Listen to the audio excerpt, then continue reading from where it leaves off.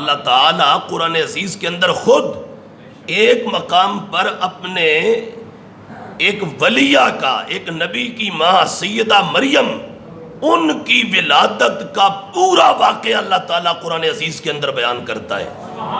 اور دوسری جگہ اللہ تعالیٰ اپنے نبی حضرت یحییٰ ان کی ولادت بسعادت کو اللہ خود بیان فرماتا ہے، اور تیسرے مقام پر اللہ اپنے نبی حضرت عیسیٰ کی ولادت کا خود بیان کرتا ہے۔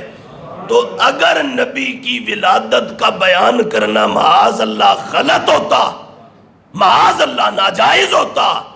تو قرآن میں رب اپنے کلام کا اس کو موضوع نہ بناتا۔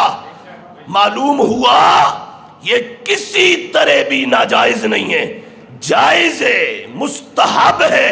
مستحسن ہے،